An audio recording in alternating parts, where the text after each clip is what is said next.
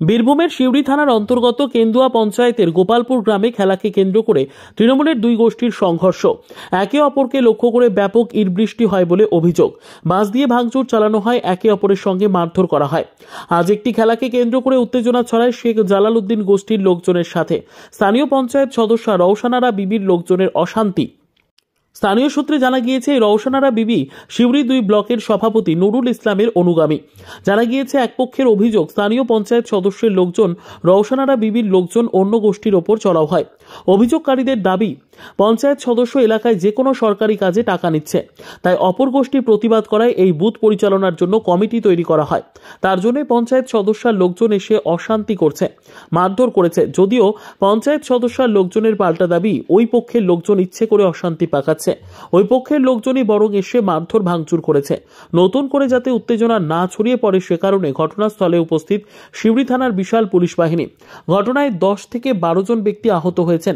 তাদের প্রত্যেকেই সিউড়ি সদর হাসপাতালে ভর্তি করা হয়েছে। আপাতত পরিস্থিতি নিয়ন্ত্রণে, যদিও এলাকায় উত্তেজনা রয়েছে।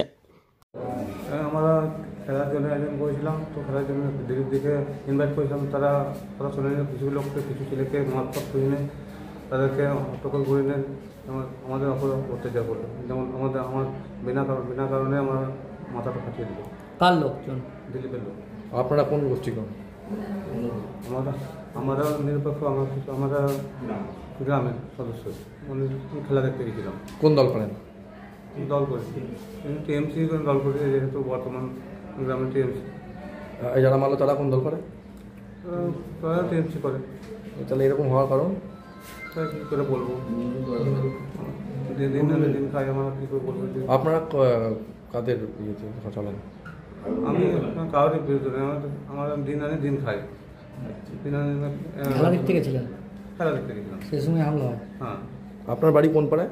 আমার বাড়ি সামনে পশ্চিম। কি নাম আপনার? মির্জা ইমরান। কি দিবেন? আজকে আমাদের যে খেলা একটা অনুষ্ঠান, আমরা সেই অনুষ্ঠানে সব হাজির ছিলাম। এইবারে গোটা গ্রামেতেই খেলাটা হয়।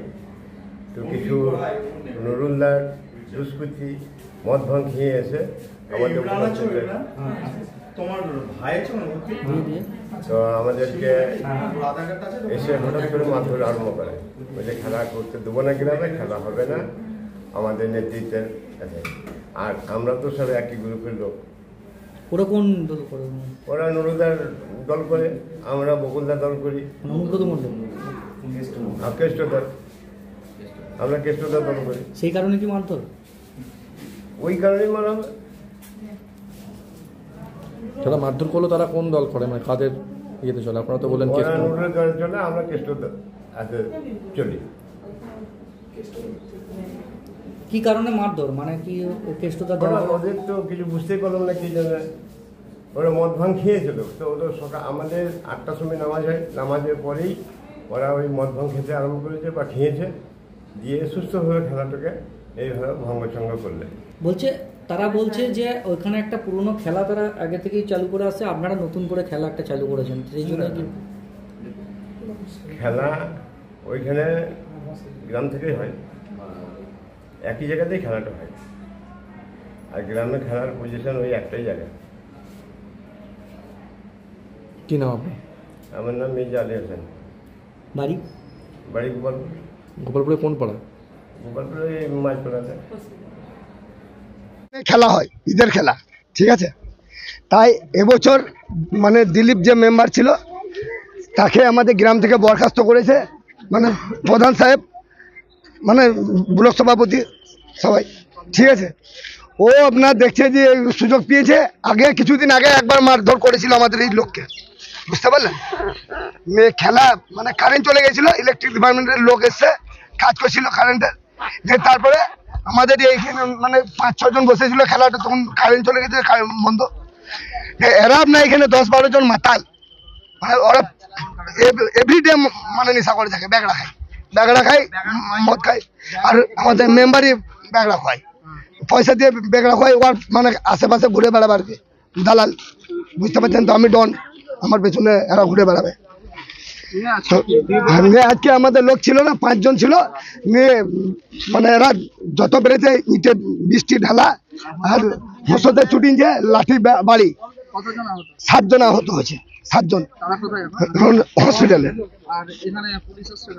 হ্যাঁ, গ্রামে 5 গাড়ি পুলিশ এসেছিল। এখন কি পরিস্থিতি? এখন পরিস্থিতি নিয়ন্ত্রণে আছে। আপনার নাম? আমার নাম মির্জা আলম বাদশা, কোন গ্রাম? গোপালপুর। আসলে এটা কার মদতে হচ্ছে? এটা দিলীপের মদত হচ্ছে, দিলীপই করাইছে ঝামেলাটা। মেম্বার বলছে মার সত্যি। বিদ্যা, ব্যবসা, চাকরি, জটক বিচার, বিবাহ, পারিবারিক অশান্তি, সন্তান লাভ, বাস্তু সমস্যা, আরো যে কোনো সমস্যার সমাধানের একমাত্র সেরা ঠিকানা জ্যোতিষী প্রসাদ রায়। আর দেরি না করে আজই চলে আসুন প্রসাদ রায়ের কাছে।